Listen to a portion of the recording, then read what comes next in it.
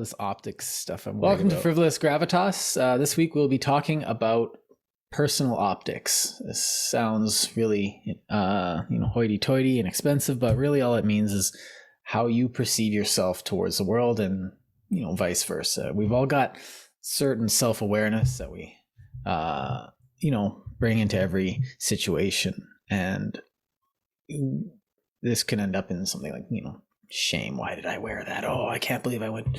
Why did you let me say that? Oh, why did I do this and why did I do that? Those little cringy moments in your life that you really regret every time you're, can't get to sleep or you're in the shower and you just go, I can't believe I said that 20 years later.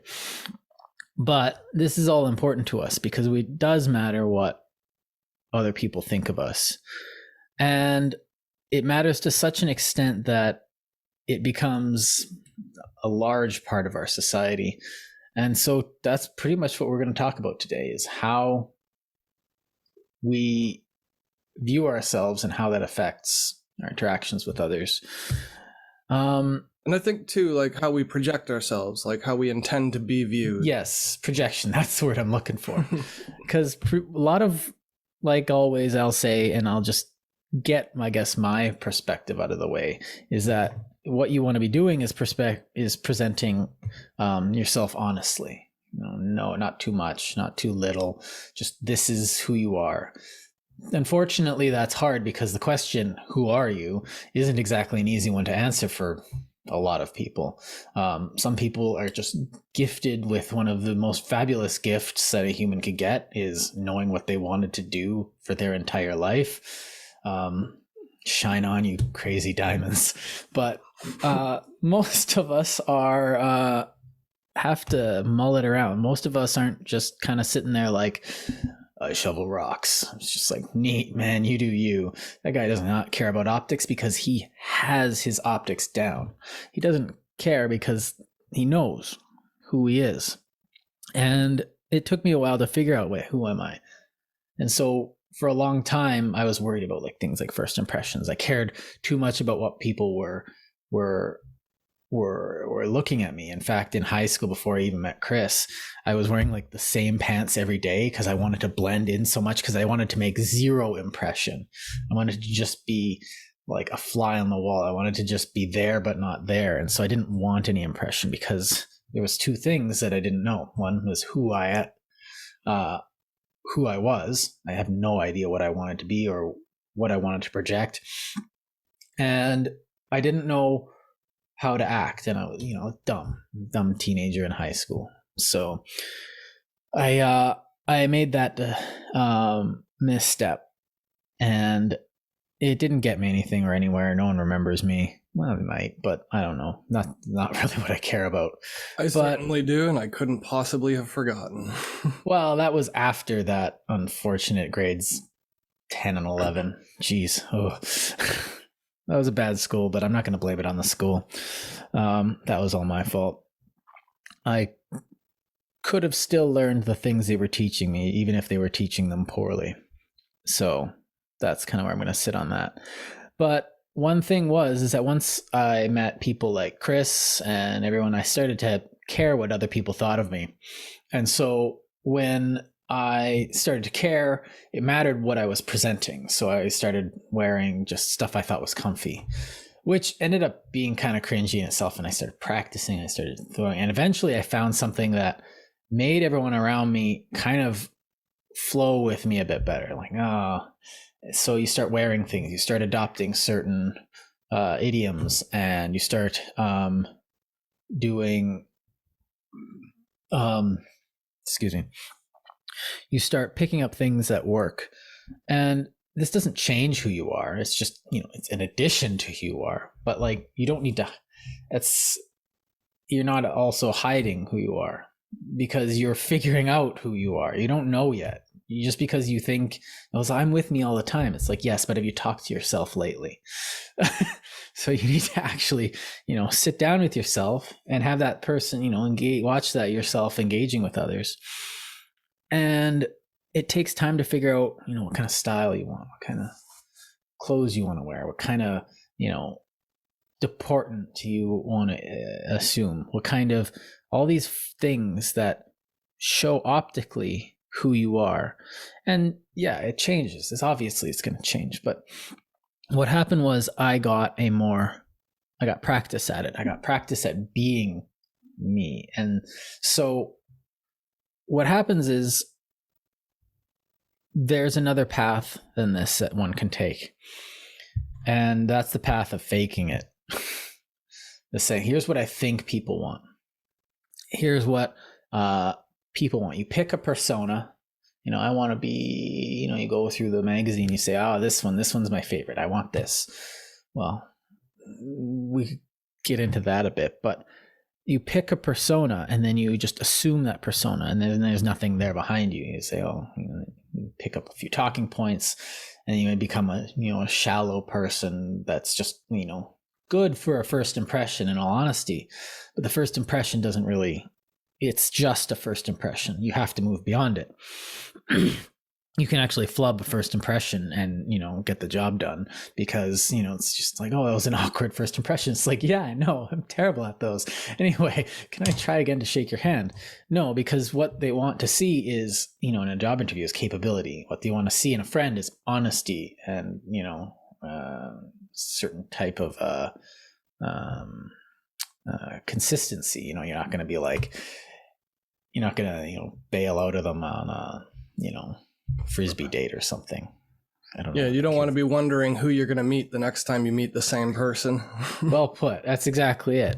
So you want just like, I like this guy, but then they're different the next time. Remember in high school, again, just keep bringing up high school BS, but I'd be friends with people, and then in different company, they'd be different people, which made me go like, what the heck is going on? Like, they'd be mean to me when they were with these people. They'd be nice to me when they were alone. They'd be like, I'm just like, yeah, okay, you know what? Guess I'll just keep my head down. I think that's what makes high school such actually a good reference point, because it's something that all of our listeners can relate to, but it's also like the time and place where your brain's developing a persona. That's sort of when everybody for sure goes through it at least this one time. Some people go through it their entire lives trying to keep redefining themselves. But I think high school is actually a good jump off point. Yeah. For today's discussions anyway. Because like what you're doing in high school when you're making, because like we're saying optics, because it's like we're not going to just be like, okay, what you need to do is wear a collar. No, it's like you have to develop your optics, because you can just be like, I don't care, I just wear what's in front of me. You can literally have like neutral optics. You can just do nothing. But if you try a bit, you can have this. So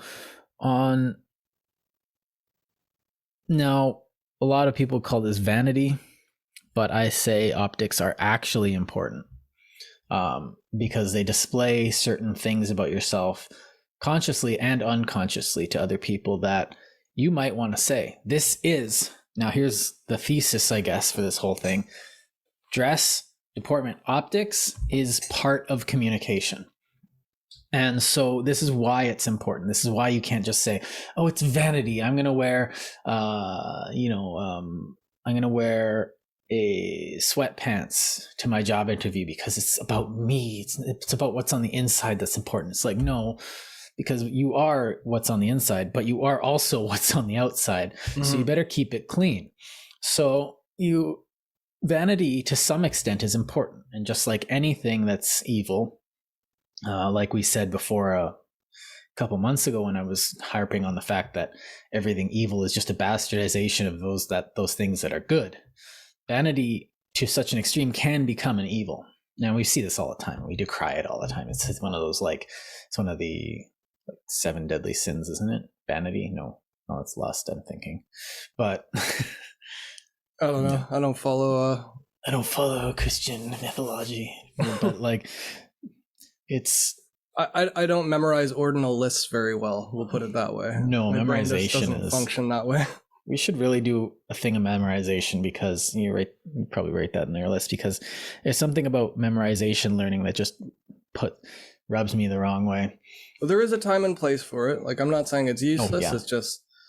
But with optics, coming back to our point, is that, first impressions are important, because they tell you quite a bit about everything. And this, I've said this before. I guess we can get actually deep into this, that I've just kind of mentioned in a bunch of other episodes, is that when you make a first impression, you're looking at a person and you see, okay, he's dressed nicely. Your brain says, well dressed. Your brain says, looks clean. Brain says, good posture, strong handshake, that kind of thing. And, or you're come to a bar and the guy looks clean, but not too serious because, he's got a shirt untucked or something, but, he's not a scrub. He's got, he's well-spoken still, even though he's casual. And so these things tell you, but your brain's going on overdrive every time you meet someone. They just kind of like look at the person and be like, analyze, just like the RoboCop scene. It's like this. Your brain's seeing everything. And it's unconscious. It's not part of your subconscious. No, this is an active physical process. This is happening in your brain. And it's not mystical either. It's just your brain seeing it and then interpreting it. And it sees all these little things, which are, I'm trying to not make this sound like woo, but like like woo. Oh, but it's doing this on the inside, and it's taking all these little things and putting it through an evolutionary lens. Is this thing a danger? Is this thing something that could help you? Is this thing something good? Is this thing something bad? Like, and you get a gut feeling about something. This is what happens every time you get a gut feeling. And it, like, because your brain is seeing like signals of things and then sending a signal, and all it can do is pretty much send a this good, this bad, this, sometimes it can be more sophisticated, like this one's good for men with women get these signals all the time. Let me just put it that way. And so we don't know why we're attracted to someone. We don't know why we like someone. It's just our brain tells us sometimes that, we just like them. I remember in high school, again, I'd be getting these signals and I just would be like, why do I hate this guy so much? There's nothing about him. Everyone else likes him. I just can't stand this guy. And so something about what my brain was telling me about this guy was just like, but like, it could have just been me being like petty little high school student, or it could have actually just been like, this guy will not jive with you no matter how hard you try. And that happens. So what happens, I guess, is we end up acquiring certain traits. So you get like cultural things that a lot of people like. So you end up like with collars and shirts and certain traditional gestures and stuff like that, and all these little things that we do to portray a thing, or at least prove that we can. So it's like elements of display that allow us not to show that we're good, but to prove that we're good. So these little tests, like a handshake. So you shake your hand. Can you handshake well? Are you comfortable? Are you okay with people? And these are the little things that you can tell from this stuff. Shaking someone's hand seems so innocuous, and it seems like this useless gesture that we're not even allowed to do anymore. And we're just bumping elbows and just like, dude, just don't do it. Like, shake my hand or don't. Don't bump my elbow. And so, but it's cool. Like you said, it's a gesture. It's a gesture. So it still says something, even if you can't shake somebody's hand. It shows that you would have otherwise shook their hand. Yeah. Had there not been a pandemic. But the gesture itself is a bit of a dance, right? And so, like, if you can do the dance, you're showing that, like, look, I can be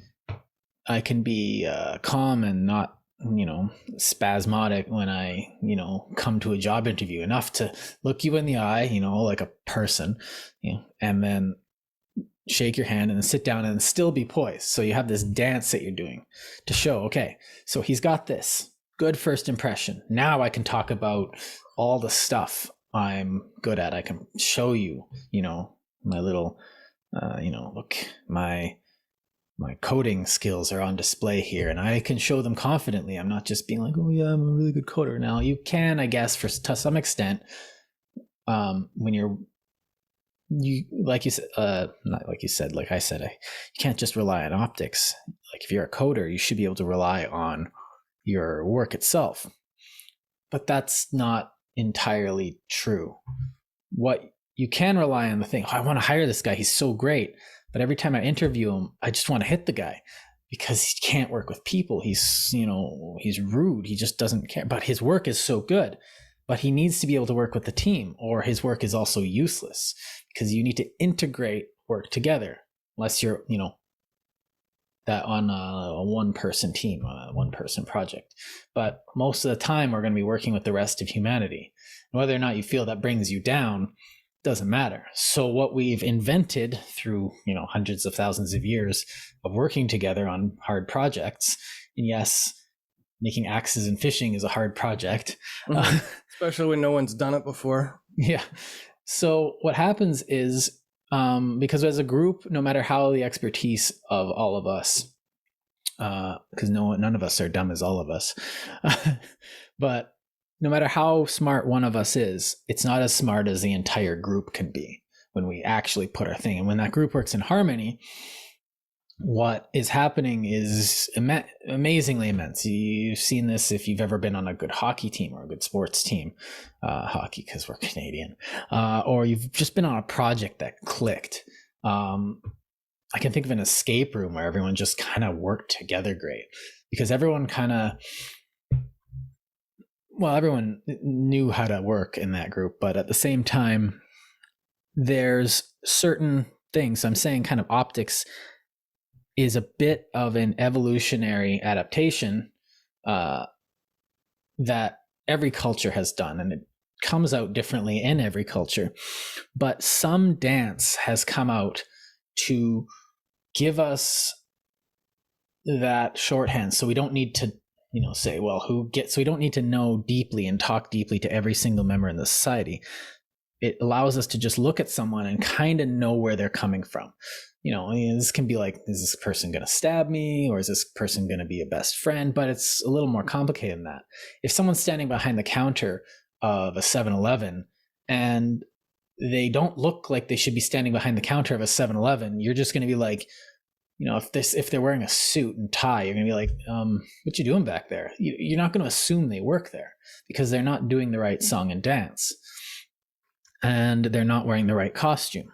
And so optics are definitely important. You might think, you shouldn't be judgmental, but you definitely should be, because it's a valid question. If the guy at 7-Eleven is working there with a, suit and tie, you're going to be like, that's weird. That's not quite right. What's going on here? And you're going to ask the question, why are you wearing this? And he'll be like, I've got a job interview after this. And you'll be like, high fives for this guy.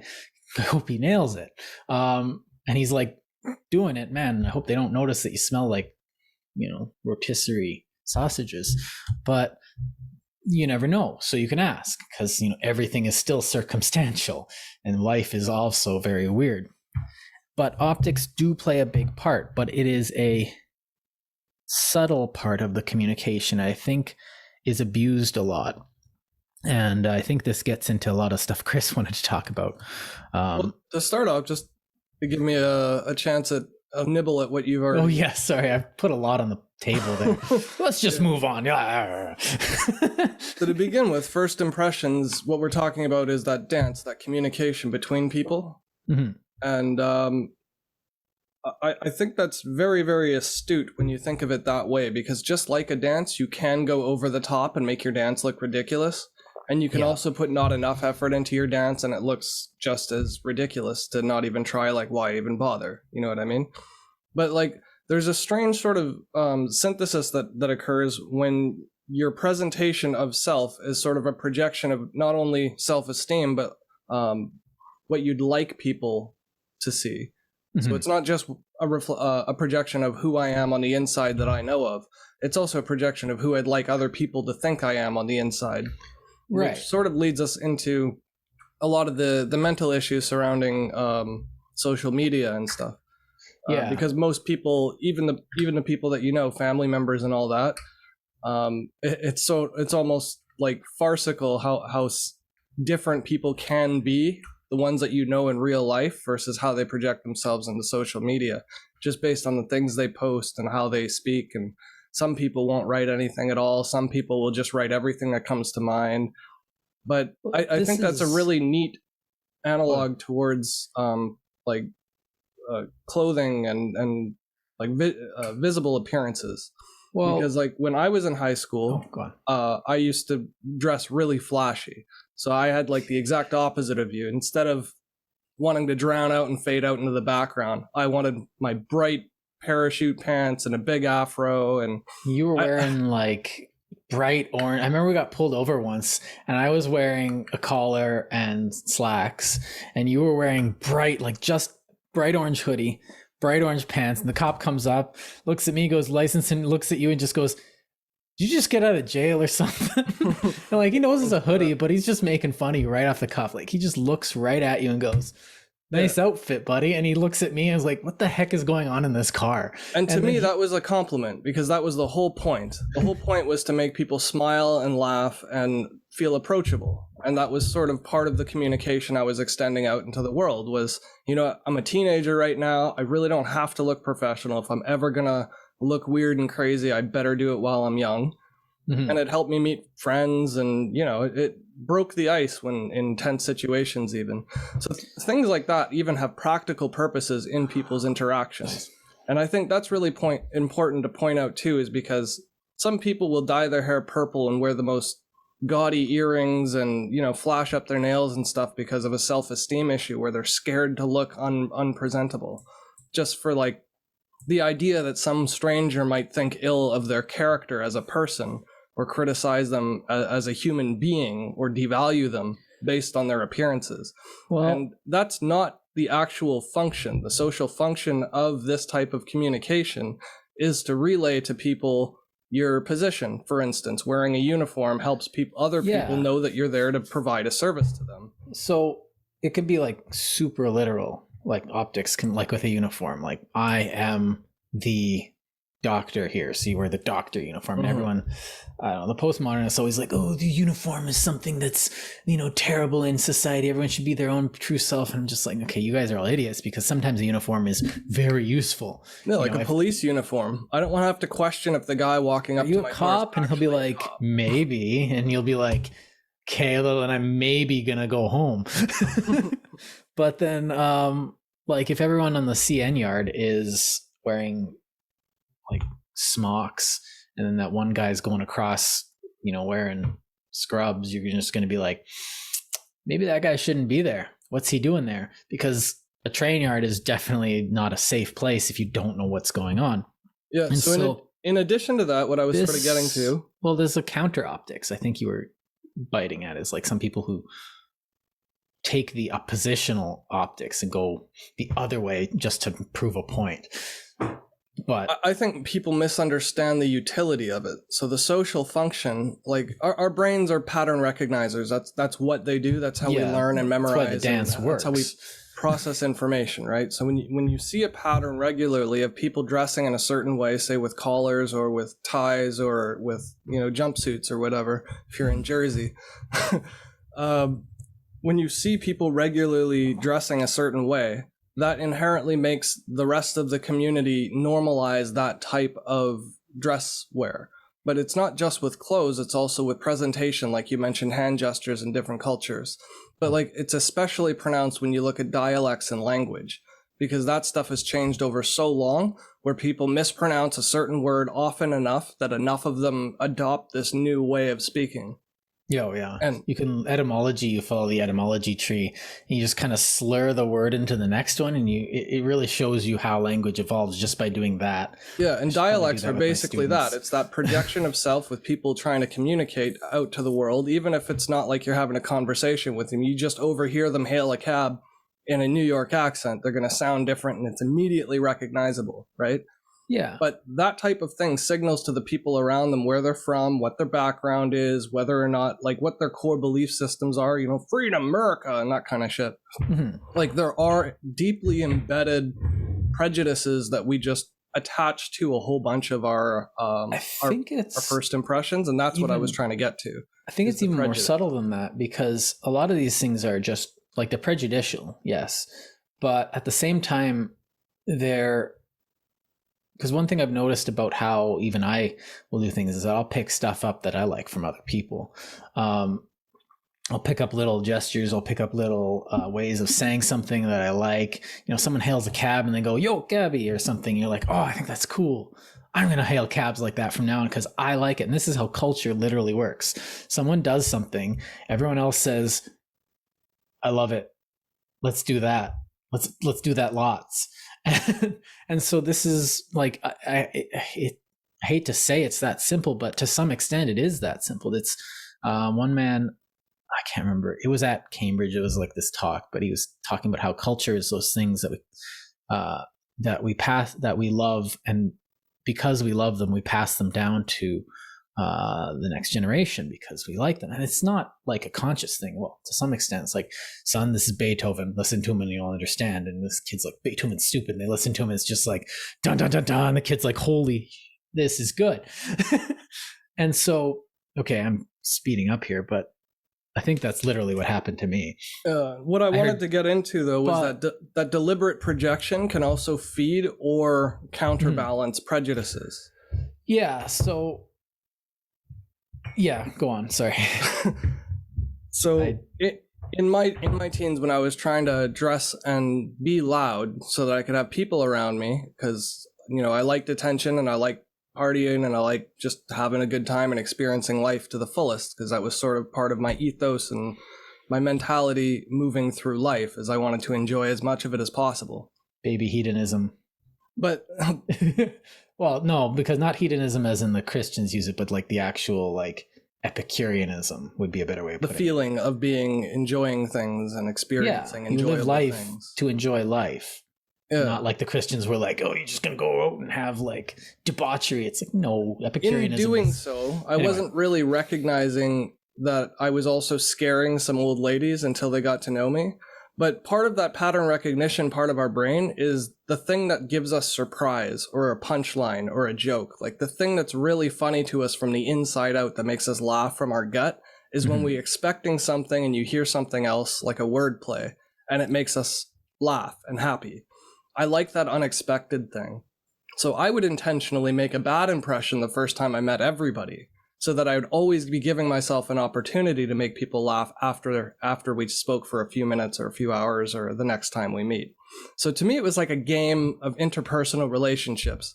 I didn't want to know people so superficial that they wouldn't give me a second chance, and I didn't want to accidentally screw up a first impression. So I'd go in, allow myself to make any mistake whatsoever in my first impression, and then recover with some type of joke on it or wordplay or a pun or whatever. So to me, it was a way of actually extending myself out into other people because I'm that artsy-fartsy creative type, right? Rather than just doing something really simple and straightforward, like, "Hey, I like your nails today," to pick up a girl. Well, I would have to make this huge convoluted little process, like a joke like the Aristocrats, and then finally come to the punchline. And then they're like, "Oh, this guy's on my phone list now." You know what I mean? But like, I would get there in this really roundabout way because that's what tickles my brain. And I like other people whose brains are tickled that way. So I think like the latent communication and the part that feeds into prejudice, it can also be a way of weeding out prejudicial people. Or people who are predisposed or prone to prejudice more so than others. Because I'm not saying I'm like immune to prejudice. Everybody has it. But be able to be the person that anybody can laugh with, that's the type of message I wanted to send out. Right. So, but like, yeah, so it's not like, you know, when you say prejudice, everyone just immediately thinks of, you know, the prejudice of the day. No, I'm not talking about like Nazis or misogyny or anything like that. No, but like you're prejudiced against uneducated people, homeless people, old people, young people, literally, just anybody. I've met people who are prejudiced against everybody. Or like those people are like, they just go around and they'll make a good first impression, but then they just, you know what I hate about people? Everything. Jeez, I wish I could just kill them all. And you're just like, dude, backslide fast. Yeah. And so, you know, you get a sense of their morality from the, and like, can I work with this person? Or, you know, but the thing is that your approach that is commendable because it has, well, it was immature. It was just fun. It was immature, but it does have an element of creativity in it. And even if it's a bit unconscious, and you kind of have, it's one of those things where you kind of have to, not everyone could do that. You kind of have to be good enough to be able to do it. And if you can take a risk, and this kind of goes to a couple episodes ago, if you can take a risk and it pays off, you're going to be further on top than had you not taken the risk. And most of the time, you go in. This is why I sucked at dating, because just like, what do you say? You just say hi and then go up to her and tell her she's pretty. I'm like, how is that going to work? She knows she's pretty. Like she's pretty. Of course she knows she's pretty. And look at the way she's standing. Look at the way she's like acting with people. She knows. I don't need to tell her something that's obvious. It's like, hi, I like you. It's like, she's going to be like, duh, and walks on. Like, no, I have to be creative. And this is why first impressions are actually hard, because you can't just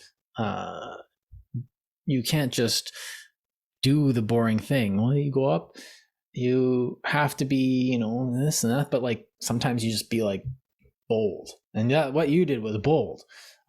Immature, but yes, but bold. But a lot of times, you walk up and instead of just saying or opening, you just tell the person what's going to happen, and they're like, and then you wait for them to say yes or no. And if they say yes, then you go to the second impression, and it's like, all right, let's get to know each other. But one of the things that can go wrong is this thing that you can skirt into, I guess. It's counter optics, I guess, is what happens when you see the uniforms around you of everyone, and then you just decide to be like, you know what, nuts to these. I'm going to go against it. So you dress like a punk. And I don't know, I had a terrible punk phase. I just kind of wore fatigues. But I kept the interesting thing is it doesn't really matter which group you sort of apply to, because even after I went through that phase of like, the afro and the full blue jumpsuit, I went to like collared shirts and khakis, but then I was doing the same thing, but in the business world. I'd be talking to lawyers and academics or accountants and stuff. I'd be dressed proper and my mouth would betray me. I'd start cursing, or I'd, let a slur slip out, or you know what I mean? Like my sense of humor and my raw composure, I didn't even try and bottle it up, because I like that element of surprise. You take Kris out of the streets, but you can't take the streets out of the Kris. Yeah, exactly. So it's like wearing suit and tie, but like huge baggy pants, and people are like, what? That's not quite right to have dress pants be that baggy. Get the those types suit of thing going on, flow into class with the zoot suit. There was one kid who just didn't give any darns so much that he showed up to classes in a zoot suit, and he didn't do like the lean or anything like that, or speak the zoot suit speak, but that was some bold statement. But I think what's interesting is I would avoid that person, because that's too weird for me. You know what I mean? Yeah. Like initially, I'm just saying the first impression thing. After like 2 seconds, I'm sure I talked to everybody. But he was okay. It was definitely a bit weird, but like he was a neat guy. But the interesting thing is it works against us too, even when we're actively implementing it to a goal with like deliberate focus and intent. It can still betray us when we deal with other people's different ways of projecting themselves, which I find is really fascinating about the human psyche, is how particular we are. Well, we have this love of novelty, but at the same time, it's just like it scares us. It scares me. But so like we have these double drives. It's like the duality of man, so deep. It's like if I punch that person in the face, but because what happens? Well, and there's actually a third factor, which is so stupid that I'm going to bring it up in a bit. It's the dumbest, but it definitely is probably one of the things that drives us the most. Sex. Is that it's mood. Oh, I don't have time for this shit. That's cool. Or like that person seems interesting, but I'm so tired. I don't want to deal with a guy in a clown costume in class. Like Jesus. Like I have no time. Like, but when you're in the mood for it, you're just like, oh man, you showed up in an Uncle Sam costume to this class. Like high five for you being such a like weird mother. But like, or you like wore a toga to I don't know, Roman history class.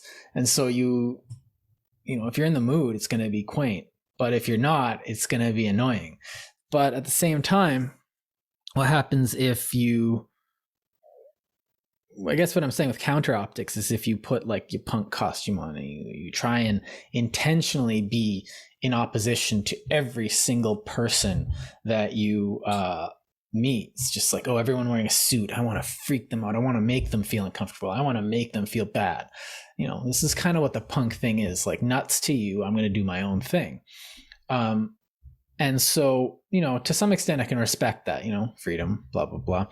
But on another pass, it seems that the anti-conformity is in itself an element of conformity, which makes it very hard to understand because, you know, they all end up being anti-establishment all in the same way. Well, it's just like you said, what they're doing is they're seeking approval from a group. They just don't want all these other groups. But their own punk groups, they'll come up to them, oh man, you got your spikes from 4 inches to 6 inches and now they're lime green. Like, you'll find a community based on the way that you're presenting yourself that's comfortable and familiar. It ends up just being a different dance. Exactly. And so even no matter how weird it looks and how off the wall, like, non-conformist it is, all of those like emo and goth and punk and, you know, even like business suits and stuff too is just socially acceptable, but it's no different from having 6-inch spikes on your head. Right. It's creating, it's attempting to be cool in the community that you've chosen based on what you want, how you've answered the question. Well, who do I want to be? What do I want? And who am I? I think a lot of people overemphasize the cool thing, like the way the social media is where people are showing their approval of your behavior or your actions or your presentation. I think it's far less that psychologically. I think it has a lot more to do with finding common ground with people so that you can tell from a distance that these people would be relatable to you. Right. I think it has more to do with an emotional connection with a group than it does having a group approval for what you look like. I think cool is pretty much shorthand for that. It's kind of the same thing like honorable. You're doing the right thing, or you're someone who's been shown to do the right thing. Cool is like you're able to do the dance really well. And so people will do that. The problem is the dance, and I think this is why Facebook works like it does. Is that the dance doesn't stop ever. In fact, the moves keep changing constantly, literally too, because, you know, dancing is part of the dance that we're talking about. Yeah, moving requires, or dancing requires movement. So, but like styles change. If you look at how, you know, the suit evolved, you know, people thought if I wore a suit from the 1780s, I don't know, let's go something a little more similar, the 1870s, and wore it to work one day, they'd be like, why are you dressed so like that? I'd be like, well, this is a suit. It's like, and they'll be like, I guess, but it's not, you're doing the dance the way it was done before. So it doesn't, everyone's kind of getting this, like, their brains are just kind of going, that's weird. Is he going to be really weird all the time, or is this just a one-time thing? Because if it is a one-time thing, then, oh yeah, but if it's going to be an every time thing, maybe we should watch out for him. This isn't a conscious thing. This is unconscious. But at the same time, you know, if you see this with colors going in and out. The good thing about this changing of the dance, I guess, is that it doesn't happen as fast as, like, it happens quickly, but you don't need to adapt to it as quickly as a lot of people make it seem on social media. Because, like, I can wear colors like 3 seasons old and no one's gonna care. I wear pants that are like 10 years old and no one says, oh, they're old-fashioned pants. It's like, no, they're not this year's pants. But if I wear them, if they make it to another 20 years, then it might be a bit odd. It's like people wearing stuff from the 70s. It's this different dance. It's these different things, all these memes that have moved on. And I think a lot of what these little points of, I guess, the moves in the dance are all just memes. They're just things that we're doing that we like at this moment that kind of make everyone jive together. Well, hopefully. I would hope that people do that, but I believe most people don't. I think most people do what is acceptable or what they think is acceptable to somebody else, which is not the way we were sort of evolved socially to behave. Back when we had shells and pearls and jewelry and stuff just from the ocean, different tribes had different symbols, but what they were doing is voluntarily representing their tribe, so that when they married off to another tribe, they would still have part of their identity with them, and they would adopt part of a new identity from a new tribe. And then as societies mingled over generations, they would invariably, just by being close to one another, start adopting each other's cadence and way of speaking, language, and so these little symbols. And that's kind of what I mean by a meme. It's like we evolved, like culturally, we evolved this collar, and this collar, the collar itself is a meme. It changes. We kind of do it now, and it's accepted, and it shows something. It has relevance in the real world because it makes the neck look a bit strong, wider, and it actually has you want your neck kept warm, so that's why we have collars, and have a tie, which is kind of like an evolution of a scarf. But then it became something that you just wear, and there's different sub memes of the tie meme, but at the same time, like a necklace of seashells for a Paleolithic tribe would have been one of their memes. It's like, oh, we like that. This is kind of what I mean, like culture, people just pushing on what they like.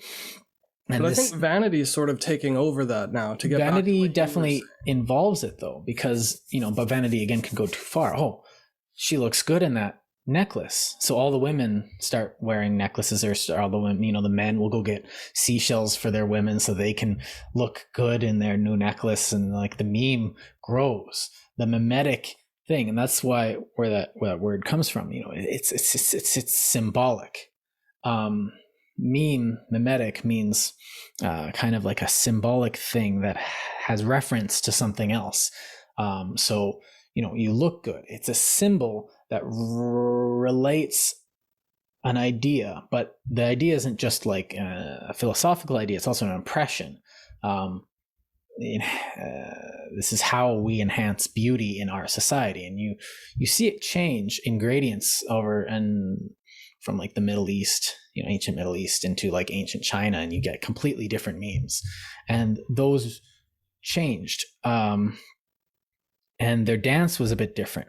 But the weird thing about that is that we can still understand their dance. We see them going about, we see them, that guy's rich. Why? Well, I don't know. Look at his hat. He's so look at him compared to the other people in this thing. That guy is the guy in this town. Well, how do you know? Well, he's still got the same haircut, because all the Manchus had to have the same haircut. All the men in King China had to have the same braid, single braid with their the Q haircut. Go look it up. And so that's what they decided they were going to do. But there was other ways of showing vanity, showing status, showing these things by their dance. And I think what it is more than anything else is a negotiation, a constant negotiation as to what are the factors? Well, status is one of them.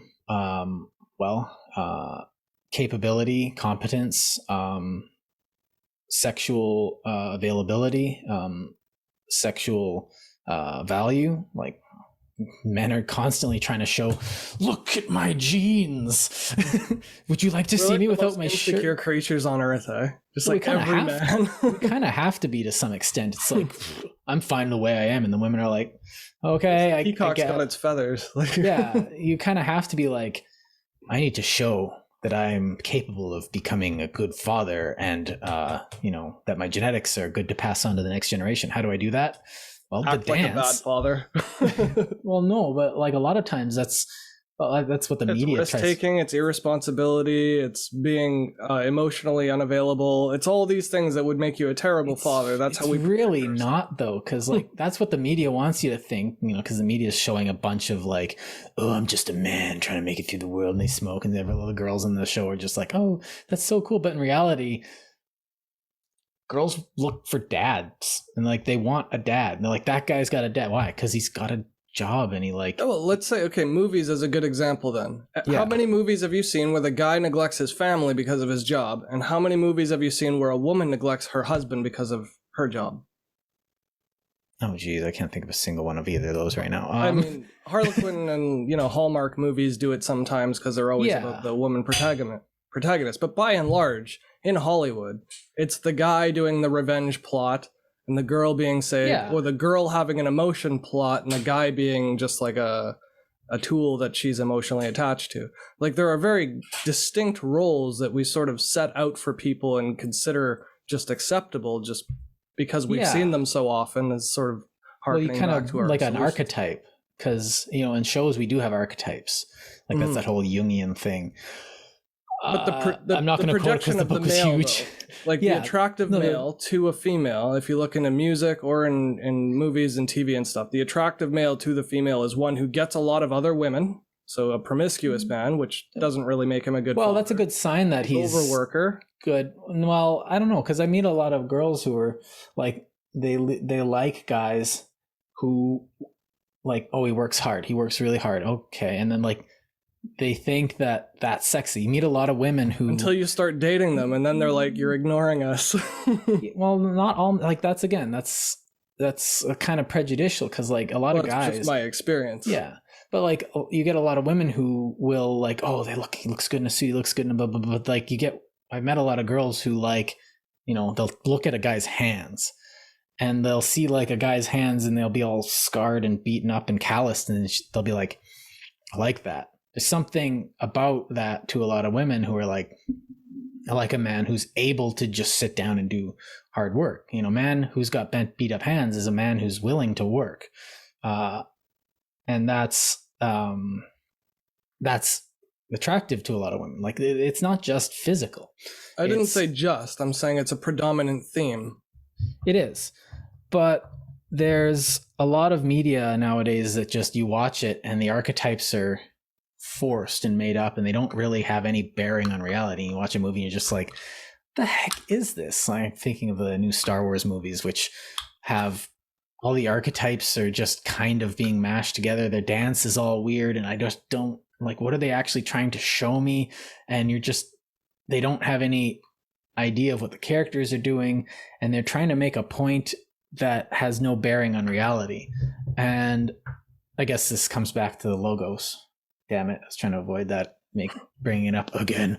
But it's... What I'm getting at is kind of like how a gay couple in a movie, the gay part of the couple is almost always integral to the plot.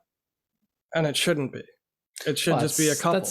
That's present day, like... Right, that's what we're doing, though, is that forcing of token mashing together as if we're so enlightened and woke that we don't recognize skin color, but then we start... Well, that's kind of what I'm getting at too, is we're talking past each other, saying the same thing. No, I'm adding what you were saying. But we're because like, well, okay, we take this down to the micro level, and you see a guy trying too hard. This is what I am, blah blah, and the girls are like, methinks he doth, project too much, and it's pathetic, really. It's pathetic. And you just be like, yeah, I've got a Hemi 4H, blah, blah, blah, blah. And girls are like, cool, you've got a car. Any guy can buy a car. Like, it's like, but if the guy, now here's the thing. Two different guys. One guy comes in, he's boastful, and he's like, oh yeah, I've got this. Because he thinks that's what women want. He thinks that's, women want a guy who has got a car. Now, a car is a good sign. Because a car is a sign that like you are, one, making enough money to at least support yourself. And if you're making enough money to at least support yourself, you must be working for it. And therefore, you might have room for improvement. And he's got a nice car, so he must have at least good taste. But it's all up to like the women's thing. It's like, oh, I actually like a guy with like underglow in their car, because underglow is cool, because they just kind of like it, because women are allowed to like things. Funny that in our society. Yes, I am pro women. And there's nothing wrong with a guy wearing eyeliner and girls liking a guy with long, luscious hair and eyeliner, or liking a Rasta man who never got a driver's license or a car ever. Like, every woman has different things. I'm not trying to generalize. I'm not trying to paint broad strokes. But What I'm getting at, though, is the projections that we see, the things that are visible in society, like billboards and advertisements and movies and music and all of those things are all coalescing towards an ideal that is not ideal. Well, maybe. Those are vanity projects. Well, that's okay. There's a difference between, because there's the guy who says, oh yeah, I've got this car, blah, blah, blah, it's such a great car, let's go hook up. And the girl's like, okay, I know, like this is what girls want. And this happens on Facebook. This happens to every group has this. Like, this is what success looks like. And therefore, if I look like it, therefore I'm successful. You know, maybe it's a fake it till you make it. Maybe it's not, but essentially he's lying. But then you get someone who comes in with the same car and you can still be honest about it, because you can be like, I like cars a lot, so I work on it. And this is kind of what I've been working on. You know, you have passion for it. That car isn't just a show. That car is now the result of effort and passion put in. And one thing I've noticed with a lot of women is that, I've noticed it because they've straight up told me, is that they like a man that has passion for something. And that passion is a very honest dance. So someone who has passion for music, and women find this very attractive. Why it is, figure it out. But you know, you passionate for music, an honest passion instead of just the show for it. So if you have someone who doesn't, you know, looks good, doesn't make a big deal of himself looking good, like wears a good suit, cleans himself up, puts effort in cleaning himself up, doesn't make a big deal of it, because that's not important. What's important is who he is. Shows up in a car, everyone's like, nice car. And he's like, yeah, I've been working on this car forever. I love cars. Cars are my life. And he just gets into it. He finds the meaning. He finds meaning from working on cars in his life. And then everyone's like, this guy is genuine. He might have the same car. It might have the same stupid decaling. It might look like it's from a Fast and Furious film. But if he's actually legitimately passionate about vehicles, then it's gonna have a different the dance is going to be come across as genuine, just like in those movies where they're trying to push some kind of ideological thing, saying this is actually how women are, and then they have a movie and everyone's like, what's going on in this movie? Or this is actually what men are, and then they just portray men as like nothing but Homer Simpsons and oafs and stuff. And that's not what they are. People are people in our society. It's just some of them are fake. So when you put a dance up that has no bearing on reality, then you are going to have a dance reflecting those, how did you say it? What were those words you use? Those bad outcomes. And so, you know, you get that douche at a bar. Are we allowed to say that on YouTube? Whatever, it's true. Douche, yeah. The cleaning product. Yeah, it's he's you know, that cleaning product at the bar. Yeah, the cleaning product, or he's a shower in French. But we all know these guys. And they're all fake. Now the problem, and so he is doing the dance, he's doing the moves, but it doesn't reflect what you're going to get from him. And so this is part of the other side's responsibility, you know, on the responsibility of the women and people hiring, and you need to know when the dance is fake. And so you need to be able to detect it. So it's all constant ballet of this. Now, the problem that's compiled in our society is what happens online, because then it becomes all show. You can't just be like, that guy's walk doesn't, like, he's talking the talk, but he's not walking the walk. So you can tell. You can tell he's fake. You know, he's wearing a suit, but he's also got. But on the same token, isn't that what social media is for? Like, it's not supposed to be, this has to be real, everything has to be you. Like, why can't some people go on social media and act like complete retards that, you know, completely different from how they are in real life? Like, honestly, who am I to say that they can't do it? But you know what I mean? Like, how are we to judge people for being fake on the way that they present themselves? If they present themselves as loving cars and they know nothing about cars, maybe they're the type of person who wants to know about cars but just isn't very clever about mechanics. They could spend their whole lives trying to learn about cars and never learn anything important. And it doesn't mean they've been fake their whole lives telling people they're into cars. Or I do data science. Doesn't mean just because I don't have a degree in data science doesn't mean I'm not doing data science. No, It might but not be like expertise is different than passion. I can have a passion for music, but not play a single like note. Well, yeah, like but it's what you're getting at though is the difference. That person who says, I'm so into music, and then it's like, oh, shut up, I have to listen to this song. It's so deep. Like those annoying people, I get where you're coming from. Yeah, There are like some my people that my are just brother-in-law's into music, but I think he's tone deaf. But like he's actually like he'll be able to discuss it with you for hours on end, and Yeah. that shows like it's. And I think the thing is that he can say one thing, and then he can continue the dance instead of like, moving. It's like, oh yeah, I like music, and then going up to a girl and be like, yeah, let's hook up because I'm into music. Everyone's into music. Music's the cool thing to be into. But like, no, if you can actually like be into it and like put some thought into it, it doesn't mean you have to be smart about it. It just means you have to have an honest appreciation about it. Yeah, and that's sort of where I stand on judging people's fakeness though, because I am one of those completely obsessed music fanatics or whatever, right? But I have a really eclectic style of music. So when I say I love music, it's so different the way I'm interpreting the way I'm trying to say it compared to people who listen to pop music on the radio saying, oh, I love music because they like to dance and they just dance to anything. See, because, okay, that's a good point that you're making, because like, how are these people different than what? So I've made two categories, and you're saying, how are these people different from one of these categories? I guess you don't need to know that you're fake to be fake, but at some point, I don't think it is fake if they're not doing it. Maybe that's a bad way of putting it, because is what you're projecting have any relation to who you are underneath? And I think that matters, because if you post what you like, if you post on Facebook, like, look at me, I'm doing the picture in the Leaning Tower of Pisa, and you do that same picture. Well, if you think it's fun, do it.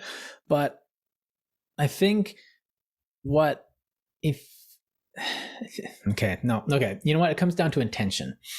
Sincerity, maybe. Sincerity and intention. Sincerity is good too, because why are you doing a thing? Do you actually want to be doing this, or are you just doing it? Like, what do you actually want? And I think, because one of the things I used to do was I used to not, I guess in the geek culture, they call this not showing your power level. I used to I used to have all these little, gadgets and stuff, and I'd have all my geek stuff, and I'd put it away because like, oh, a girl won't want to get to know me if I like anime, or I am big into science fiction, or I only have like, I've got my little Star Trek Enterprise hanging from the ceiling because, it means a lot to me. And then I realized at some point that I don't give a shit. And I should just be me. And this is kind of like that 90s philosophy. Just be yourself and everyone will like you. It's like, okay, yeah, but that's hard. Saying it like that doesn't really mean it, but what it also makes it sound important that everybody likes you. I really think we need to wash that out of our psyches. Yes. We need to stop caring that everyone likes us, because they shouldn't. You're not a unique individual person if everybody likes you. No. You're just a piece of cardboard that others carry around. Yeah. But look at movies that try to please everybody. They end up being the worst movies. Yeah. And they end up pleasing nobody. But when I was hiding what I liked, and what I was hiding my personal dance moves, I guess, nobody would, like, I wasn't able to talk to anybody because I couldn't deal with anybody on my own terms.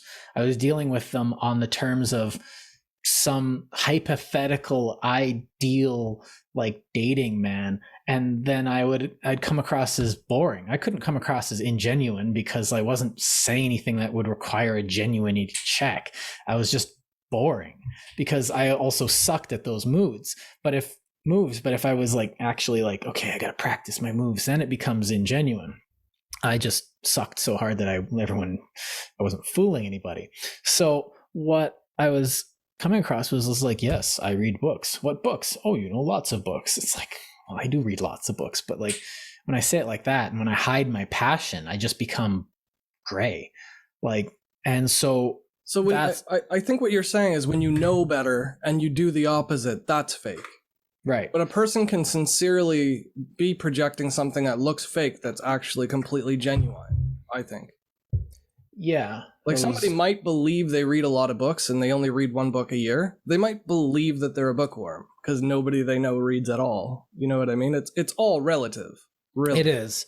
And a lot of times those people get reality checks and they can do one of two things. They can wallow, or they can be like, well, you know what? I better double down and like actually, get good. And then they realize and they learn more, or they, get better. That's sort of why I don't think it's our place to believe that our judgments on other people of their fakeness or trueness to themselves. Because I think only the person themselves can truly know if they're lying to themselves or not. Right. It's just our responsibility to, if you're a girl, just if you get a bad feeling, don't sleep with the guy. I think that's what it comes to. Because unless you're absolutely positive, there's no reason to ever sleep with anybody. You could just wait till the next day. Yeah. And but at the same time, and you said this, guys, we don't have to like anybody.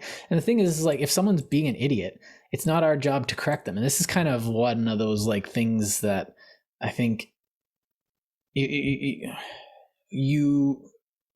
said it, and we're inherently thinking that if someone else's behavior is bad, just not evil or malicious, they're just bad at behaving in public. Their behavior is C-, do better, try harder, think about yourself and come back, more chill, less, that you're just bad at engaging with other people. Get good.